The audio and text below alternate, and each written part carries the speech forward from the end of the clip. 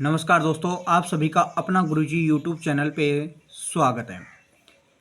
दोस्तों, आज हम समास की कड़ी को आगे बढ़ाते हुए समास के बिंदु को, जैसे कि हमने अव्ययभाव समास, तत्पुरुष समास, बहुब्रीहि समास और द्विगु समास, आज हम तत्पुरुष समास का अगला भाग क्रमधारय समास पढ़ने वाले हैं।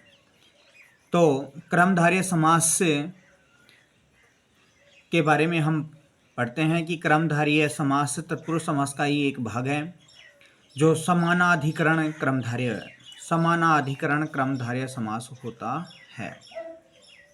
यानी इसकी हम परिभाषा के बारे में जैसे बात करते हैं, इसकी पहचानों के बारे में बात करते हैं कि क्रमधारय समास की पहचान क्या होती है, उसके बारे में हम पढ़ने वाले हैं। क्रमधारय समास आपको बहुत ही आसान तरीके से हम बताने वाले हैं, बहुत आसान तरीके से आपको समझ में आने वाला है।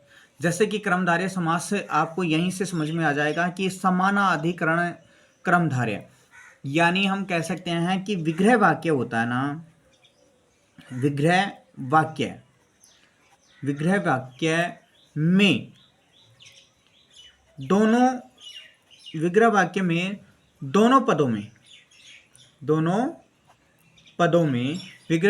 दोनों पदों में समान विभक्ति, कौन सी विभक्ति? समान विभक्ति होती है। समान विभक्ति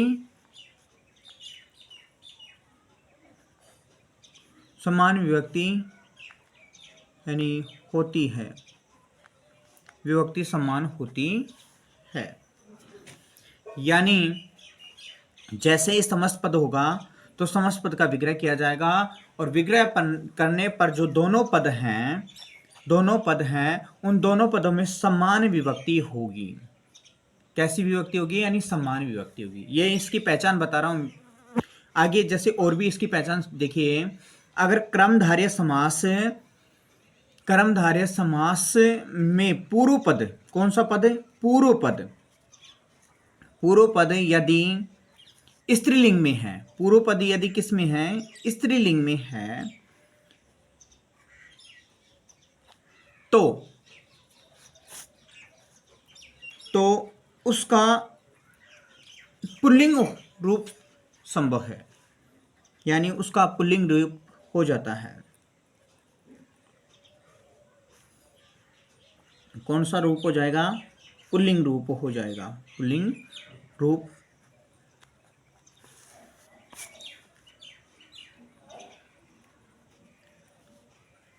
संभव है। हम कह सकते हैं इसका पुल्लिंग रूप कर दिया जाता है, यानी पुल्लिंग रूप संभव या हो जाता है अगर ये समास में, यानी समास में पूर्व पद अगर स्त्रीलिंग में है, कौन सी लिंग में? स्त्रीलिंग में है, तो उसका पुल्लिंग हो जाता है। ये ध्यान रखना आपको, पुल्लिंग में हो जाता है। अब जैसे कि इसकी पहचाने हम और देखते हैं, दूसरे शब्दों में हम कह सकते हैं इसमें विशेषण,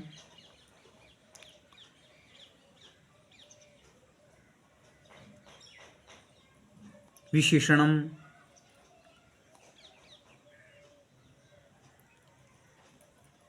विशेषण,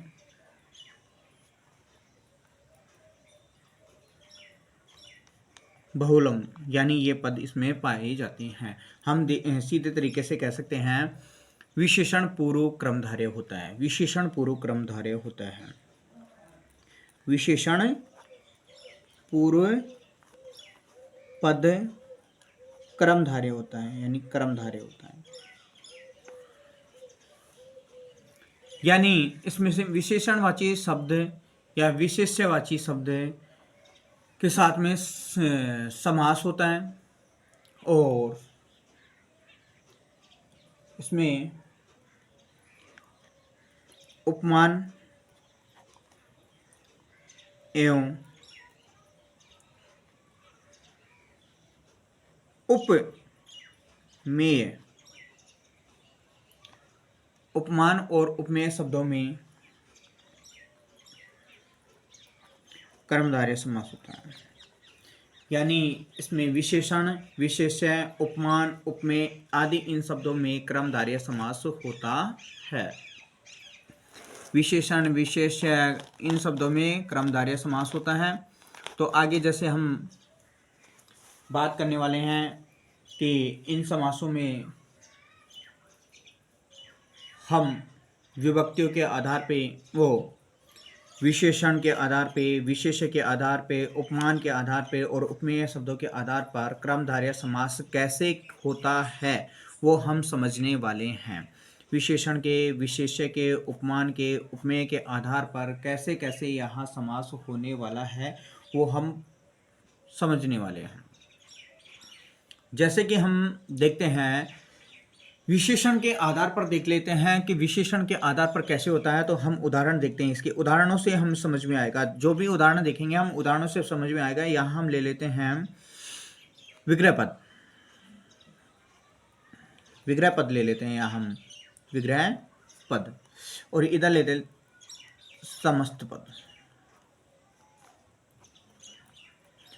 विग्रह और समस्त पद के जैसे कर्मधारय समास के हम उदाहरण देखते हैं तो उदाहरणों से हमें समझ में आएगा कि कितना क्या हमने जो पहचान देखी है कि विग्रह वाक्य में दोनों पदों में समान विभक्ति होती हैं या नहीं होती हैं, जो स्त्रीलिंग शब्द है वो पुल्लिंग में कैसे होता है, विशेषण शब्द और विशेष्य शब्द, उपमान शब्द और उपमेय शब्द, इनमें कैसे कर्मधारय समास होता है, वो सब हम बहुत ही अच्छे तरीके से देखते हैं और समझते हैं उदाहरणों के आधार पर।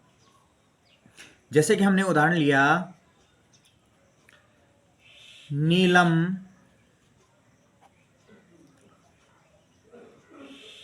उत्पलम,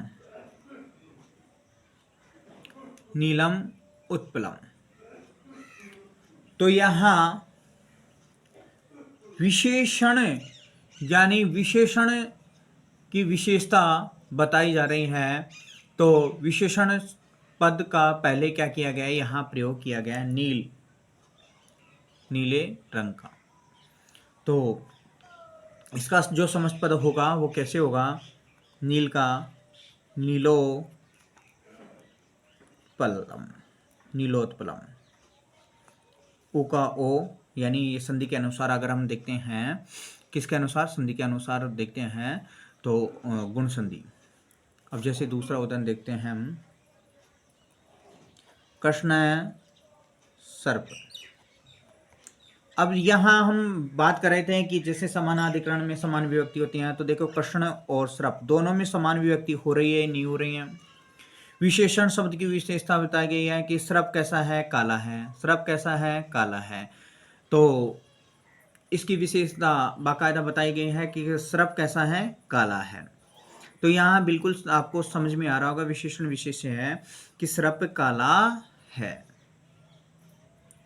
तो इसका जो समस्त पद बनेगा सर्प और इनको कृष्ण सर्प, ये समस्त पद है इसका बन गया, कृष्ण सर्प। और उदाहरण देखते हैं,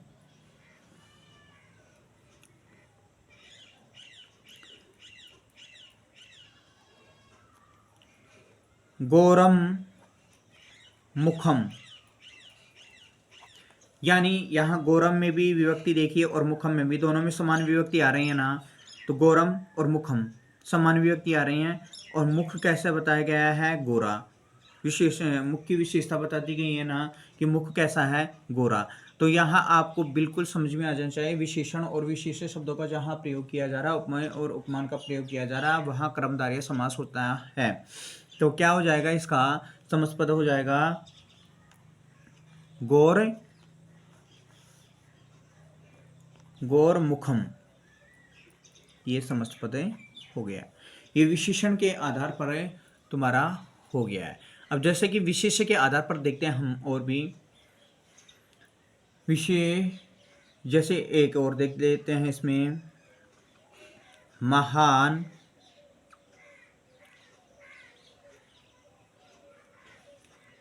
पुरुष, महान पुरुष। तो पुरुष की विशेषता बता दी गई है, पुरुष कैसा है, महान है। तो यहाँ क्या बन जाएगा इसका,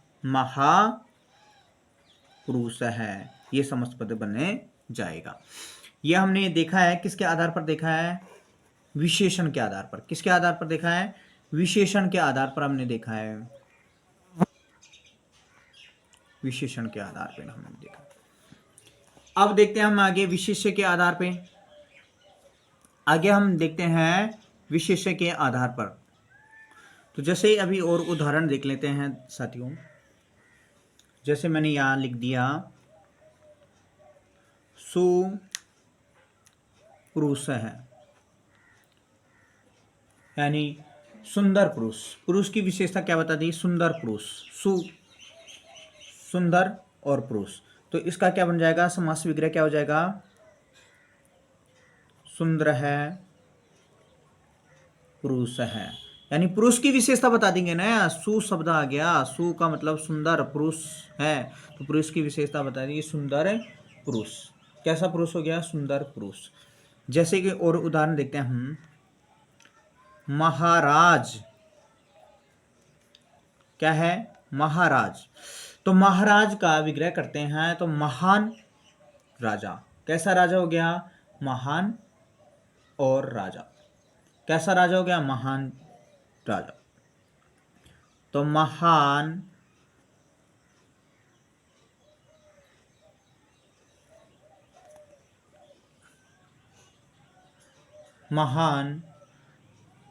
च असो राजो, असो राजा, या महान राजा भी बनता है। आगे और देखते हैं हम उदाहरण।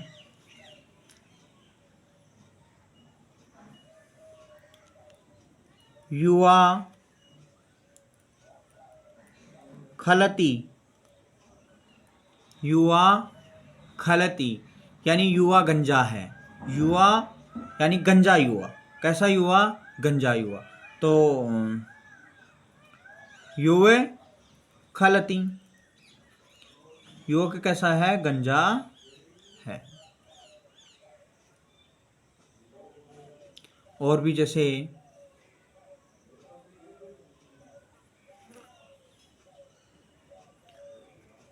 हम देखते हैं कु राजा, यानी कु का मतलब हो गया बुरा राजा, कुत्सित हो गया। कैसा राजा होगा? बुरा राजा हो गया, कुत्सित राजा हो गया। तो कुत्सित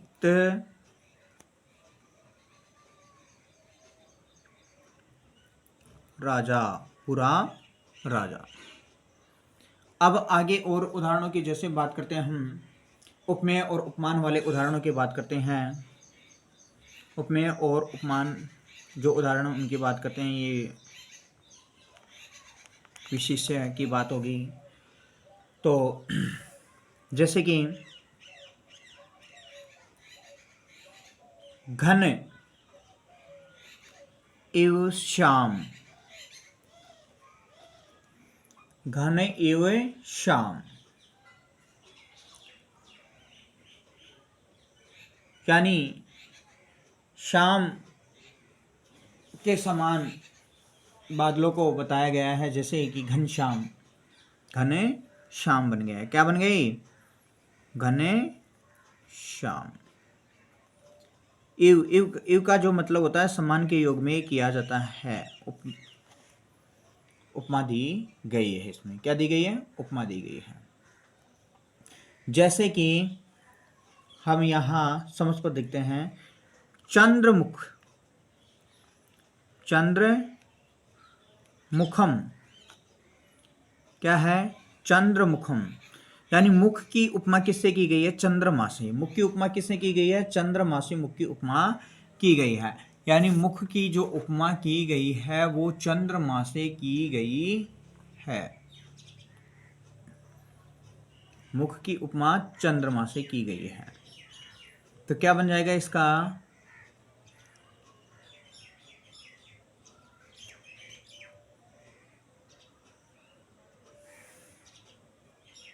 इसका बनेगा चंद्र इव मुखम, चंद्र इव मुखम, यानी उपमेय पूर्व पद क्रमधारय हो रहा है यहाँ। उपमेय पूर्व पद क्रमधारय समास यहाँ हो रहा है। तो यानी मुख्य की यह उपमेय हो रहा है, यानी चंद्रमा के समान उपमेय शब्द यहाँ किए गए हैं। कौन से शब्द बताए गए हैं? उपमेय। जैसे और भी देखते हैं।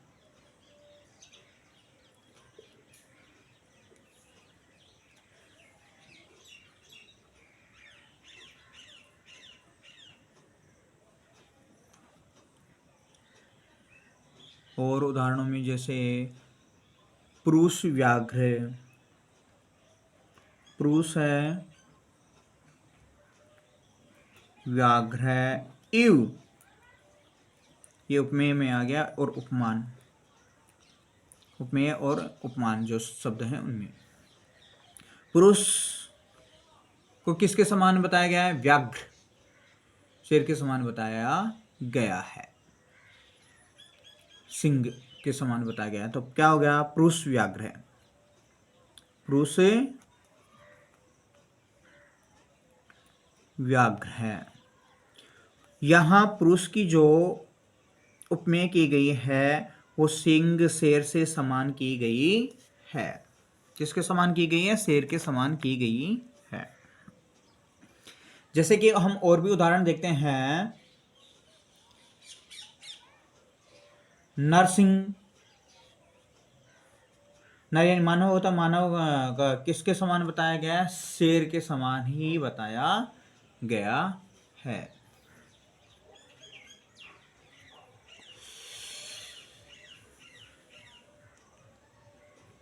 गज इव स्थूल, गज इव स्थूल यह उपमा की गई है। तो क्या हो गया? गज स्थूल ये समस्त पद हो गया। तो आपने देख लिया होगा, घनश्याम हो गया।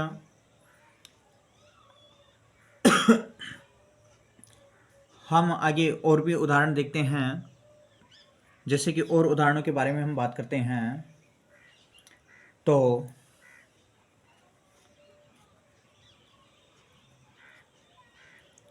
नर है, सिंह है, इव, तो इसका जो समस्त पद हो गया क्या बन जाएगा? नर सिंह। यानी आप इसमें देख सकते हैं कि नर को किसके समान बताया गया है? शेर के समान। नर सिंह, नर सिंह ये बन गया। और उदाहरण देखिए, कर्मधारय उपमेय उभय पद जो विशेषण शब्द होते हैं, जैसे शीतम च उष्णम। अब आप में से काफी लोग ये भी सोच रहे होंगे च का प्रयोग तो केवल द्वंद्व समास में ही होता है, पर यहाँ उभय पद हैं, विशेषण उभय पद हैं, यानी शीत और गर्मी। तो ये विशेषण हो रहा है, यहाँ क्या हो रहा है? विशेषण। शीतोष्णम ये शब्द बन गया, शीतोष्णम। जैसे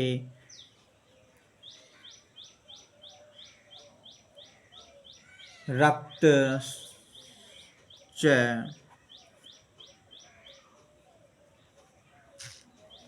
पीत, रक्त को कैसे बताया गया है? पीला, यानी विशेषता बताई गई है। तो क्या बन जाएगा इसका? रक्त पीत है। और भी जैसे उदाहरणों में हम देखते हैं,